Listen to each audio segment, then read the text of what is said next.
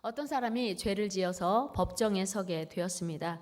그런데 우연히도 그날 재판의 판결을 맡은 판사가 자기 친구였던 거예요. 초등학교 같은 반 동료였습니다. 재판은 꽤나 오랫동안 계속되었고요. 증인의 증언도 있었습니다. 법정에 모인 사람들은 어릴 적 친구인 판사가 자기 친구의 죄를 어떻게 판결할까 궁금해서 이제 초조하게 기다리고 있었습니다. 드디어 판사가 선고를 내립니다. 그가 내린 판결은 법이 정한 가장 무거운 판결이었습니다. 그러자 사람들이 술렁거리기 시작했어요. 야, 어떻게 자기 친구에게 이렇게 무거운 법을 선고할 수 있단 말인가? 어떻게 이렇게 무거운 판결을 내릴 수 있단 말인가? 그날 내려진 판결은 그 친구, 그 죄인인 도저히 갚을 수 없는 어마무시한 벌금이었습니다. 이제 그 죄수 친구는 그 많은 벌금을 내든지 아니면 감옥에서 형을 살아야 했습니다. 이때 청중들은 이 선고가 너무 무거워서 깜짝 놀랐습니다. 그리고 자기 친구에게 너무한다, 그런 반응들이었습니다. 그런데 잠시 후에 이 판사가 이제 말없이 일어서더니 아래로 내려와서 죄수인 자기 친구의 손을 잡고 이렇게 말하는 것이었어요. 친구여, 걱정하지 마. 이 많은 벌금은 내가 자네 대신 내주겠네. 그때 두려워 떨고 있던 친구가 판사 친구 앞에 무릎을 꿇고 엎드려 흐느껴 울기 시작했습니다. 미안하네 친구. 그리고 고맙네. 내가 어떻게 이 은혜를 갚을 수 있겠는가. 내가 평생 이 은혜를 기억하며 감사하며 살겠네. 여러분, 이것이 진정한 사랑 아니겠습니까? 내 힘으로는 도저히 갚을 수 없는 빚을 대신 갚아주는 사랑. 이것이 바로 십자가의 사랑, 또 예수님의 사랑입니다. 오늘은 예수님께서 십자가를 지고 죽으시기 위해서 예루살렘으로 입성하시는 종려주일입니다. 예수님의 입성 소식을 들은 예루살렘에 모인 수많은 사람들이 거리로 뛰쳐나와서 종려나무 가지를 흔들며 호산나 다윗의 왕, 이스라엘의 왕이라고 외쳤습니다. 우리 요한복음 12장 12절 13절 읽어요. 시작. 그 이튿날에는 명절에 온 큰 무리가 예수께서 예루살렘으로 오신다는 것을 듣고 종려나무 가지를 가지고 맞으러 나가 외치되 호산나 찬송하리로다. 주의 이름으로 오시느니 곧 이스라엘의 왕이시여 하더라. 아멘. 당시 유월절 절기를 지키기 위해서 이제 예루살렘에 모인 인파가 약 270만 명이라고 추산합니다.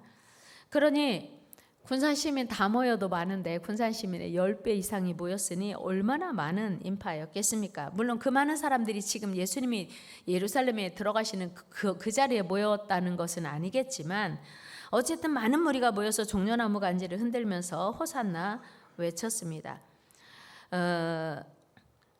이렇게 많은 무리가 모인 이유는 예수님을 그동안 보아오니 굶주린 무리가 아무리 많아도 뭐 보리떡 몇 개, 물고기 몇 개로 다 먹이고도 남게 하신 거예요. 한 번도 걸어보지 못한 사람, 한 번도 앞을 보지 못한 사람, 아니 심지어 죽었던 사람도 예수님 앞에만 데려다 놓으면 다 살리는 거예요. 야, 이분이 우리나라의 왕이 되신다면 우리는 정말 행복하겠는데? 이런 계산을 가지고 예수님을 지금 환호하고 있었던 것입니다. 그러니까 그들이 기다리는 그 메시아는 영적이고 궁극적인 것이 아니고 지극히 현세적인 것, 현실적인 것이었습니다. 이스라엘 나라를 로마의 압제로부터 해방시킬 정치적 메시아를 그들은 기다리고 있었습니다. 그런데 이들이 얼마 지나지 않아서 예루살렘에 입성하시는 예수님의 모습을 보니 자신들의 기대와는 많이 다르구나 하는 걸 알게 되었습니다. 본래 왕은 개선장군처럼 말을 타고 의기양양하게 멋지게 호기롭게 입성을 해야 되는데 글쎄 예수님은 나귀를 타고, 그것도 아주 어린 나귀를 타고 초라하게 입성하시는 것이었어요. 우리 요한복음 12장 14절 읽어요. 시작. 예수는 한 어린 나귀를 보고 타시니, 에게 이 뭐야? 우리 나라를 다스릴 왕이라면 아주 호기롭게 막 멋진 말을 타고 많은 병사들의 호의를 받으면서 입성해야 되는데 너무 초라한 거예요. 그래서 사람들 마음속에 혼란이 오기 시작한 거예요. 그런데 이건 왜 그랬냐면 이미 수백 년 전에 스가랴 선지자를 통해서 예언하신 그 말씀을 이루기 위한 것이었어요. 우리 말씀 읽습니다. 스가랴 시작. 시온에 따라 크게 기뻐할지어다. 예루살렘에 따라 즐거이 부를지어다. 보라, 네 왕이 네게 임하시나니 그는 공의로우시며 구원을 베푸시며 겸손하여서 나귀를 타시나니 나귀의 작은 것 곧 나귀 새끼니라. 아멘. 예수님은 이 세상에 군림하시기 위해서 오신 게 아니고 이 세상을 구원하시기 위해서 죽으러 오셨기에 아주 겸손한 모습으로 오신 것입니다. 이처럼 우리 예수님께서 새끼 나귀를 타시고 입성하실 때 열렬히 환호했던 군중들은 예수님을 통해서 지상의 낙원 메시아 왕국을 건설할 기대와 달리 예수님은 그런 마음이 전혀 없는 걸 알게 되고는 이제 그들이 예수님을 환영하던 인파는 예수님을 죽이라고 소리쳐요. 우리 요한복음 19장 15절 같이 읽어요. 시작. 그들이 소리 지르되 없이 하소서 그를 십자가에 못 박게 하소서. 빌라도가 이르되 내가 너희 왕을 십자가에 못 박으랴? 대제사장들이 대답하되 가이사 외에는 우리에게 왕이 없나이다 하니. 아멘. 이들이 실망한 거예요. 예수님이 이스라엘 나라의 왕이 되어 로마의 압제에서 해방시켜 줄 줄 알았는데 아주 시원찮은 새끼 나귀를 타고 들어오시는 것을 보고 실망한 거여서 우리에게는 역시 가이사밖에 없구나. 우리나라 회복될 가능성은 없구나. 그리고 예수님을 이제 화가 나서 그 기대가 분노로 바뀌어서 예수님을 십자가에 못 박으라고 소리치는 것입니다. 여러분 혹시 여러분의 신앙생활 하면서 한때 예수님만 나의 힘이요 능력이요 방패라고 고백하다가도 내 기도가 응답이 안 되고 내 삶이 원하는 대로 안 될 때에게 하나님 믿음은 뭐야? 여전히 하나님 믿어야 돼? 하나님 믿으면 뭔가 다 잘 되는 줄 알았는데 아니잖아 하고 배반하고 내가 예수님을 믿기로 결단하고 예수님을 사랑했던 그 믿음의 전성기를 버리고 혹시 주님을 떠날 생각은 하신 적은 없으신지요? 우리는 얼마나 사악한지 나의 유익 나의 만족이 약화되면 언제든지 떠날 수 있고 배신할 수 있어요.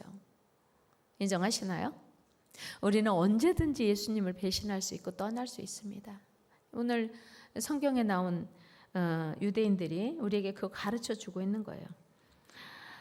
그들이 예수님에게 외쳤던 호산나 찬송하리로다 이스라엘 왕이여 라고 할 때 호산나는 우리를 구원하소서라는 뜻이거든요.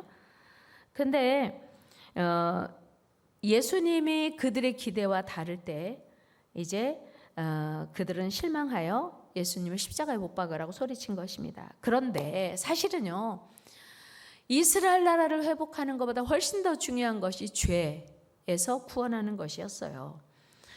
여러분 이스라엘을 로마에서 구원한다 해도 그 이스라엘 나라에서 영원히 살 자는 아무도 없습니다.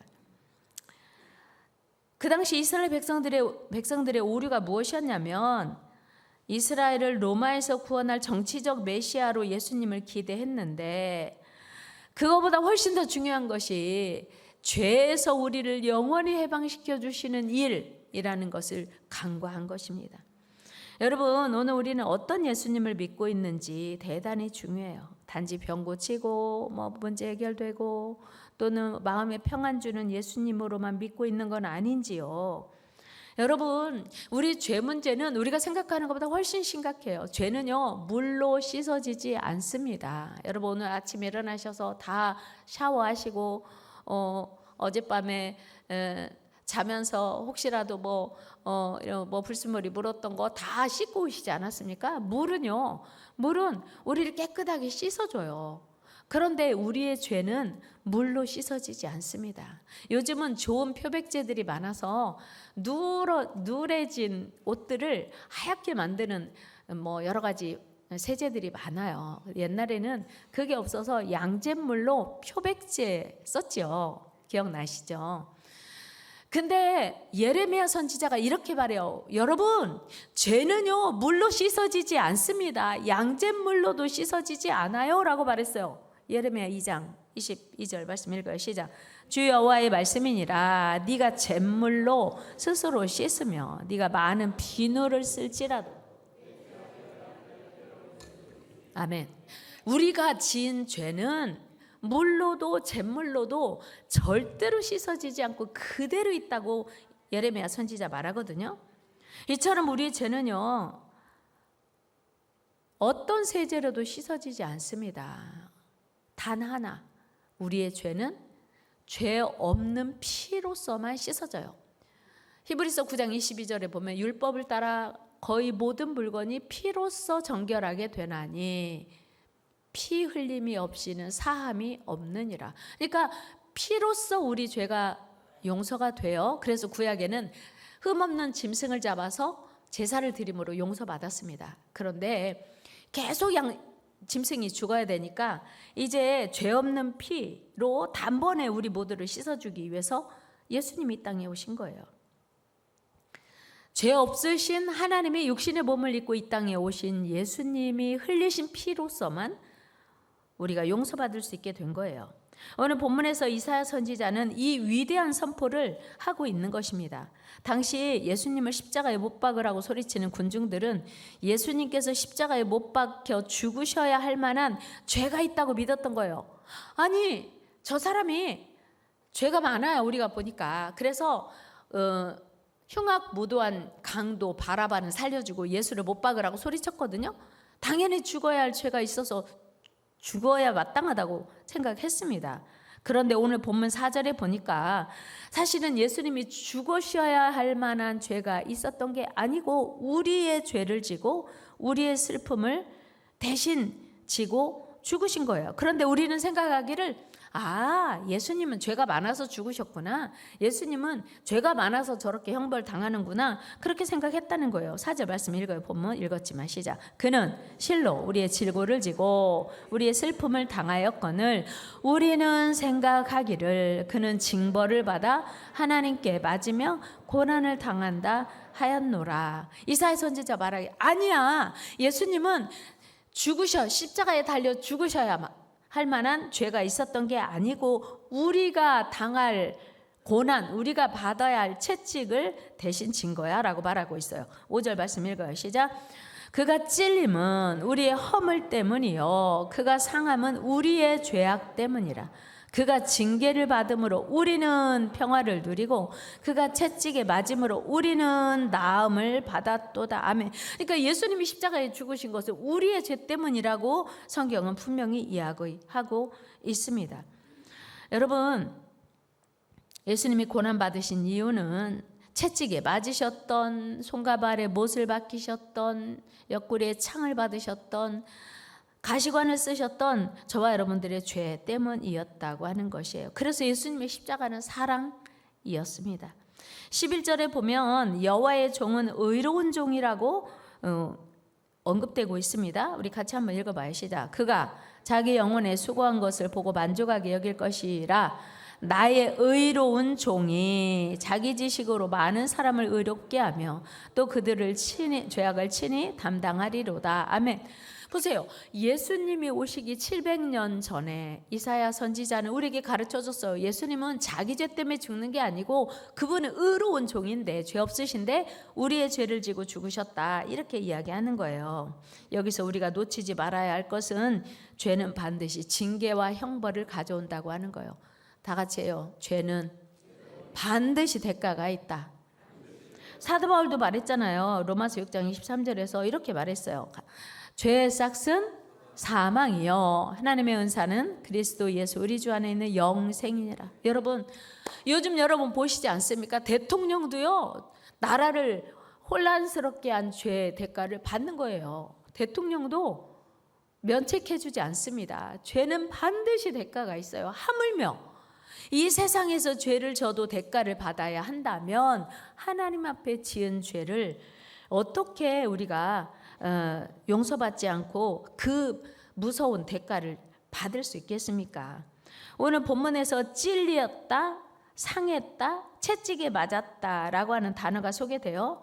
그게 뭐냐면 예수님이 십자가에 달려 죽으실 때 예수님이 받으신 고난인데 이게 우리의 죄 때문이다 라고 하는 것을 말하고 있는 거예요. 그래서 우리는요, 죄를 가볍게 여기면 안 돼요. 죄? 뭐 그까짓 거 회개하면 되지? 아니요. 우리가 지은 죄 때문에 물론 회개하면 용서해 주시지만 예수님이 십자가에서 고통받고 죽으셨다는 거예요. 그래서 죄를 가볍게 여기면 안 되고요. 죄를 멀리해야 되고 죄는 흉내도 내면 안 돼요. 모양이라도 버려요. 바울도 이렇게 말했어요. 데살로니가전서 시작. 악은 어떤 모양이라도 버리라. 아멘. 흉내도 내면 안 돼요. 악한 것은 절대로 본받으면 안 돼요. 같이 해요. 악은 흉내도 내지 맙시다. 여러분, 우리가 악한 것을 생각하는 것도 죄예요. 세상 법은 우리가 행동한 것만 죄로 규정합니다. 그런데 하나님은 우리가 마음속으로 행동 안 했어요. 마음속으로 누구를 미워한 거 이미 살인죄로 적용하고 있어요. 그래서 우리는 누구를 미워하거나 누구를 욕하거나 뭐 하나님 안 믿는 게 가장 큰 죄지만 어떤 죄든 반드시 대가가 있다는 사실을 우리는 기억하고 죄를 멀리해야 돼요. 또한 우리 하나님께서 우리 죄를 용서하시기 위해서 그 독생자 예수 그리스도를 내어주신 거예요. 대가 지불하신 거예요. 이것이 우리를 향한 하나님의 사랑입니다. 호세아서에 보면요, 하나님은 호세아 선지자에게 음탕한 여인 고멜을 데려와 결혼하라고 말씀하세요. 호세아 1장 2절 말씀 읽어요. 시작. 여호와께서 처음 호세아에게 말씀하실 때 여호와께서 호세아에게 이르시되 너는 가서 음란한 여자를 맞이하여 음란한 자식들을 낳으라. 아멘. 이게 무슨 얘기예요? 하나님이 호세아 선지자에게 이미 결혼도 여러 번 했고 지금도 막 여러 남자들을 만나고 그런 여인을 데려와서 결혼하래요. 여러분 자녀들을 결혼시킬 때 막 결혼도 여러 번 했고 이혼도 여러 번 한 사람 추천하고 싶으세요? 아마 없을걸요. 그런 분 한번 아무도 안 계실 거예요. 기왕이면 정숙하고 순결하고 기왕이면 정말 거룩한, 뭐 사람은 거룩하다고 말하기가 그렇지만 하나님 한 볼에는 거룩한 자가 없지만 그래도 조신한 그런 그 처자를 추천하고 싶지 않겠어요. 근데 하나님은요, 고멜 누구도 다 알아. 아마 고멜 아유 세상에 지저분하게 그가 어떻게 살았는지 다 알고요. 그가 누군지 다 알아요. 근데 하나님이 너 가서 고멜하고 결혼해라. 그래서 음란한 자식을 낳으래요. 자식을 낳았는데 요즘 같으면 DNA 검사하면 다 나오는데 음란한 자식을 낳으래요. 하나님 뭐예요 도대체? 무슨 뜻일까요? 하나님은요, 하나님의 사랑이 얼마나 큰지, 얼마나 용서가 한해 없으신지를 호세아 선지자에게 가르쳐주고 싶었던 거예요. 그래서 하필 음란한 여인과 결혼하라고 말씀하셨고 호세아 선지자는 내키지 않았지만 아멘 하고 결혼했어요. 3절 말씀 같이 한번 읽어봐. 시작. 예, 그가 가서 디블라임의 딸 고멜을 맞이하였더니 고멜이 임신하여 아들을 낳으매 결혼했어요. 아기를 낳았어요. 첫 번째 아들 낳았네요. 두 번째 아기 낳았는데 딸이었어요. 딸 낳았어요. 그리고 세 번째 아기 낳았는데 아들이었어요. 아들 둘과 딸 하나를 낳은 거예요. 그런데 자기가 그렇게 말도 안 되게 살았으면 정신 차리고 이제 용서해주고 잘 조신하게 살아야 할 거 아니에요. 그런데 고멜이요, 집어를 개 못 주고 또 나갔어요. 그리고 또 나가서 한 남자하고만 사는 게 아니라 또 옛날 옆 사람하고 얘기해. 우리 집어를 개 줍시다. 개 줘도 돼요. 하나님 알기 이전에 버릇 개 줘도 된다고요. 그런데 나가가지고 또 세상에는, 그래서 호세아가 아유 그래 네 맘대로 살아라. 나는 모르겠다. 내가 한번 용서해줬으니 이제 뭐 아들을 낳고 딸을 낳았어도 나는 어쩔 수 없어. 이제 더 이상은 용서 못해. 더 이상 어쩔 수 없어. 자기 발로 나갔으니까 나 잘못 없어? 그렇게 하고 있는데 하나님이 어느 날 호세아를 또 불러요. 호세아야, 네? 가서 고멜 데려와. 예? 왜요? 그것도 그냥 데려오는 게 아니라 대가를 주고 고멜을 사와야 되는 거예요. 우리 호세아 3장 말씀 읽어봐 시작. 너는 또 가서 타인의 사랑을 받아 음녀가 된 그 여자를 사랑하라 하시기로 내가 은 15개와 보리 한 호멜 반으로 나를 위하여 그를 사고. 아멘. 여보세요. 데리고 와서 한쪽 방에 놓고 밥도 주고 옷도 주고 네 알아서 살아 이렇게 하라면 또 혹시 모르는데 그를 뭐라고? 사랑하래요. 애기 낳고 살다가 나가가지고 온갖 못된 짓 한 여인을 데려와서 또 사랑을 하라는 거예요. 데려와서 한 지붕 안에 살면서 밥도 주고 옷도 주고 용돈도 주고 그렇게 살 수는 있겠지만 사랑할 수는 쉽지 않지요. 어떻게 사랑해요? 근데 하나님이 그를 사랑하라. 왜 그랬을까요? 사실은요, 호세아에게 고멜을 포기하지 마라, 포기하면 안 돼 라고 말씀하신 이유가 다시 그 방탕한 여인, 음란한 여인을 가서 데리고 와서 다시 사랑해 라고 말씀하시는 것은 이스라엘 백성이 하나님을 멀리하고 하나님의 사랑을 외면하고 하나님의 사랑을 받았는데 안 받은 것처럼 멀리하는 이스라엘 백성들의 모습을 하나님은 고멜을 통해서 보여주고 싶었던 거예요. 호세아에게 깨닫게 하고 싶었던 거예요. 하나님이 우리에게 지금도 긍휼을 베푸시고 사랑을 베푸시고 늘 용서하시는 그 마음을 호세아는 깨달았던 거예요. 그리고 고멜을 다시 데려옵니다. 이것이 하나님의 한없는 사랑이에요. 여러분, 하나님 사랑하겠습니다. 주 뜻대로 살겠습니다. 고백하고 주님 멀리한 적이 있나요, 없나요? 저는 있어요. 많아요. 하나님, 주님 한 분만으로 만족하겠습니다. 그렇게 기도하다가 어느 날은 하나님 아니요, 이것도 있어야 되고요, 저것도 있어야 되고요. 주님 한 분만으로 어떻게 살아요? 이럴 때 많거든요. 하나님이 그것을 호세아 선지자에게 깨닫게 해주고 싶었던 거예요. 야, 이스라엘 백성들이 바로 지금 고멜이야, 고멜. 너희가 더럽다고 생각하고 어떻게 그럴 수가 있어? 호세아 선지자의 사랑을 그렇게 배반할 수가 있냐? 말하겠지만 너희가 바로 고멜이야. 여러분, 호세아 선지자의 아내 사랑은 죽어마땅한 고멜, 다시는 버리고 외면해야 마땅한 고멜을 끝까지 포기하지 않으시는 하나님의 사랑을 알게 하신 거예요. 깨닫게 하신 거예요. 그리고 호세아 선지자에게 고멜을 용서하고 용납하도록 훈련하시는 것입니다. 이 엄청난 사랑이 바로 저와 여러분들이 받고 있는 십자가 사랑이라는 거예요. 여러분, 도저히 용서받을 수 없는 고멜과 같은 저와 여러분을 사랑하시기 위해서 예수님이 십자가에서 돌아가셨어요. 예수님이 우리를 위해서 십자가 지고 죽으신 그거 생각하면 한 끼 금식은요, 일도 아니에요. 여러분, 금식 해보세요. 그러면 금식이 얼마나 어려운지 금식을 해보면 알아요. 와, 진짜 예수님이 우리를 위해서 이렇게 사랑하셨구나 하는 걸 알게 돼요. 전도 해보면요, 얼마나 자존심 상하고 내가 정말 저 영혼을 하나님이 사랑하라고 했기 때문에 섬기면서 때로는 정말 자존심도 상하고 모멸감도 느끼지만 예수님이 십자가에서 침뱉음을 당하고 조롱당하고 멸시당한 거 생각하면 이건 아무것도 아니라고 하는 거 우리는 깨닫게 돼요. 여러분, 죄는요, 큰 죄나 작은 죄나 결과는 다 사망이에요. 고멜의 죄나 저와 여러분들의 죄나 죄의 결과는 다 사망입니다. 그런데 우리 하나님은 호세아 선지자에게 도저히 용서받을 수 없는 아내 고멜을 대가를 지불하고 다시 데려와 용서하고 사랑하라고 하시는 거예요. 하나님의 사랑이 얼마나 큰지, 하나님의 사랑이 얼마나 넓은지를 깨달을 수 있는 대목이에요.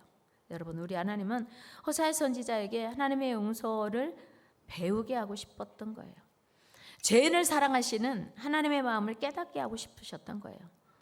여러분, 그 어떤 죄도 다 용서하시고 몇 번이라도 끝까지 용서하시는 하나님의 놀라운 사랑 안에 거하기를 축복합니다. 하나님이 만약에 내가 너 100번까지만 용서해 줄 거야, 그러면 여기 남아 있을 분이 계실까요? 우리는 다 101번 이상 죄를 짓거든요. 그러니까 우리는, 베드로가 예수님께 질문했어요. 야, 형제끼리 용서하고 살아. 아, 그러면 7번 용서하면 됩니까? 베드로는 막 엄청 크게 생각해서 예수님께 질문해요. 예수님이 아니, 7번이 아니라 70번씩 7번이라도 용서해야 돼. 이건 뭐 490번이 아니라 끝까지 용서라는 주님의 말씀인 거예요. 여러분, 한없는 용서, 끝없는 용서를 우리에게 가르쳐 주신 것입니다. 예수님의 십자가는 이처럼 한없는 사랑입니다. 우리가 받을 고통을 대신 다 받으시고 우리 죄를 용서하신 크고 놀라운 사랑입니다. 그럼에도 불구하고 우리는 아버지의 사랑의 품을 떠나 늘 죄 가운데 방탕하고 세상 가운데 살아가기를 좋아해요. 마치도 집을 나간 둘째 아들처럼. 여러분, 우리 하나님께서 우리 모두의 죄를 예수님께 옮겨주셨어요. 저에게 있는 죄를 예수님께 다 옮겨주셨다고요.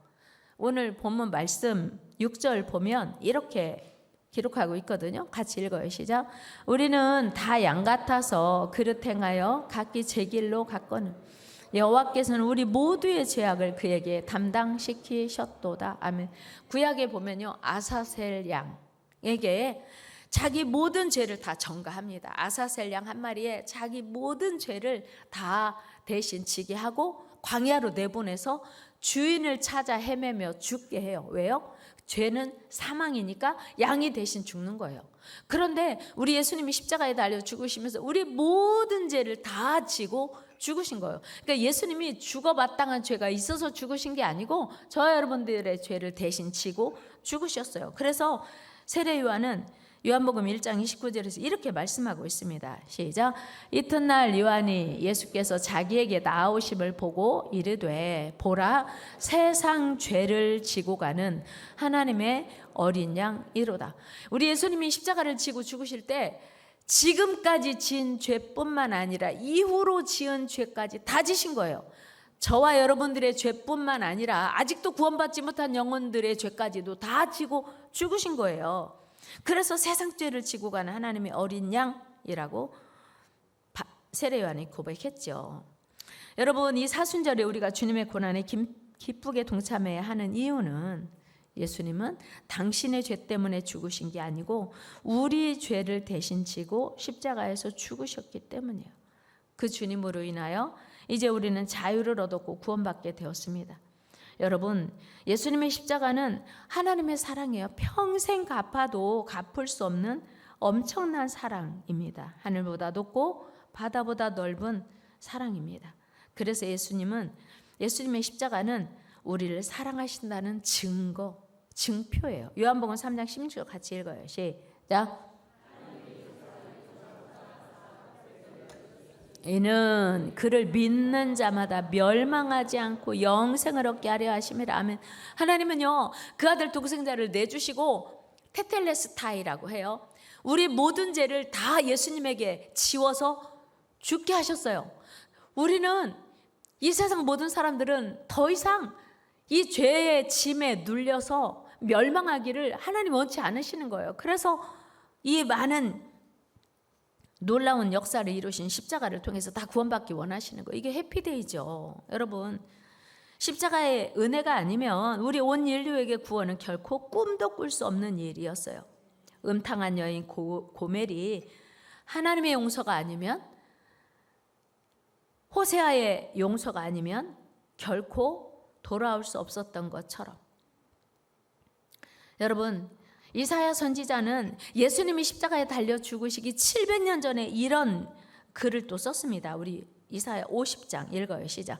나를 때리는 자들에게 내 등을 맡기며 나의 수염을 뽑는 자들에게 나의 뺨을 맡기며 모욕과 침뱉음을 당하여도 내 얼굴을 가리지 아니하였느니라.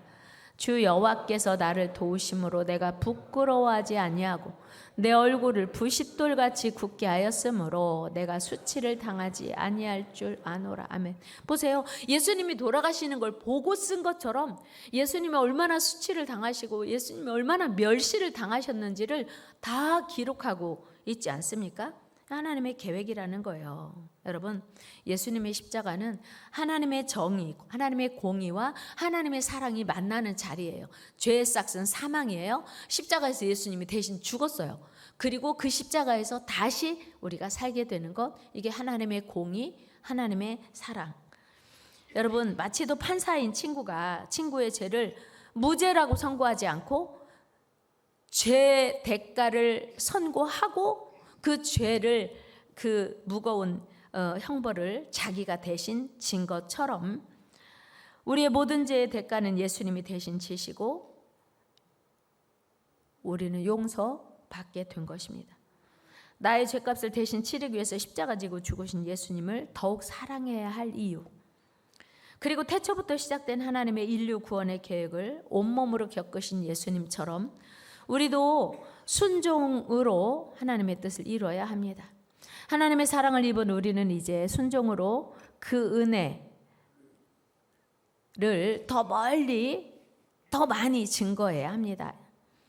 해피데이 427은 예수님의 십자가를 가장 잘 설명하는 일이요, 예수님의 사랑을 입은 우리가 당연히 보답해야 하는 일입니다. 이제 우리는 더 이상 내 멋대로의 삶을 정리하고 하나님이 원하시는 삶을 살아야 합니다. 그동안에는 우리는 양 같아서 각기 제 마음대로, 각기 제 길로 살았어요. 양은요 눈도 어둡고 지혜가 없어서 그 미련해서 양은요 목자 인도 없이면 아주 구덩이에 빠지기 십상이에요.